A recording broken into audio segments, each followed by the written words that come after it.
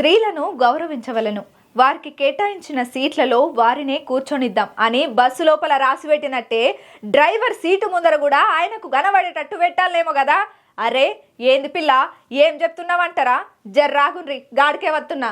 మార్చి 9వ తారీఖున అర్ధరాత్రి 12 గంటల టైంలో తొర్రూరు నుంచి చక్కగా హైదరాబాద్ వస్తున్న ఒక ఆర్టీసీ బస్సు. గా బస్సు డ్రైవర్ చేసిన నిర్వాకానికి ప్రతి ఒక్కళ్ళు మస్తు గరమవుతున్నారులా. సార్ నీకు దండం పెడతా, చాలా రాత్రైనది, నాకు భయం అవుతున్నది అన్నా సుతం ఇన్లేదట ఆ మోతేవారి డ్రైవరు. ఏమయ్యా డ్రైవరు, నీకు అసలు గింతనన్న మానవత్వం ఉన్నదా అని మస్తు కోపానికి వస్తున్నారు గీ ముచ్చటరికైనా ప్రతి ఒక్కరు. మరెందుకోసానికని గా ఆడ కూతురును గంత గోసబెట్టిండో గా డ్రైవరు. అరుచుకుందాం పాండ్రి. అయ్యా సజ్జనార్ సారు, మీకు దండం పెడితే కడుపులో తలకాయ పెడితే మీ టీజీఎస్ఆర్టీసీ సిబ్బంది ఉన్నారు కదా, డ్రైవర్లు కండక్టర్లు మీ స్టాఫ్ ఎవరైతే ఉంటారో వాళ్ళకు కొంచెం గౌరవ మర్యాదలు నేర్పినరయ్యా అని చెప్పి సోషల్ మీడియాలో షేక్ చేసే మాటలే చెప్పబట్టినరయ్యా కామను మనుషులు.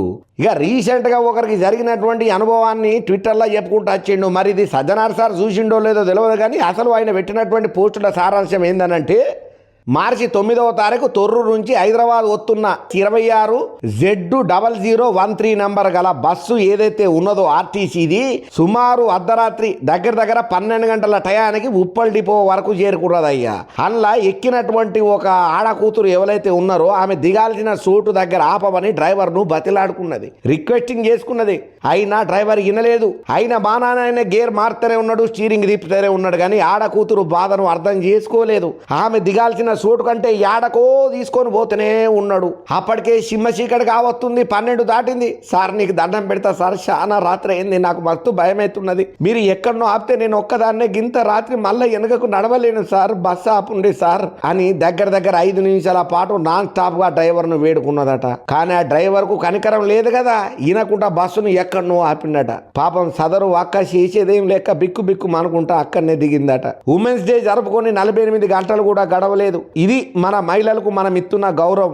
ఇసోంటోళ్లకు ఇప్పటికైనా కొంచెం మానవత్వం నేర్పించండి అనుకుంటా సజ్జనార్ సార్ను ట్యాగ్ చేసుకుంటా ట్వీట్ పెట్టిండు ఒక కామన మనిషి. ఇక ఈ ట్వీట్ మీద టీజీఎస్ఆర్టీసీ రియాక్ట్ అయ్యిందయ్యా. అసౌకర్యానికి మేము చింతిస్తున్నాం, మేము ఈ విషయంలో అవసరమైన చర్యలు తీసుకుంటామని చెప్పి ఆర్టీసీ చెప్పుకుంటూ వచ్చింది. అయితే మేము ఆశించేది చర్యలు కాదు సార్, మీ సిబ్బందికి కాసింత మానవత్వం ప్రవర్తించడం నేర్పండి చాలు, అది చాలు అని చెప్పి నెటిజన్ పెట్టినటువంటి ట్వీట్ ఏదైతే ఉన్నదో టీజీఎస్ఆర్టీసీకి చెంప పెట్టు లెక్కన కనబడ్డదయ్యా.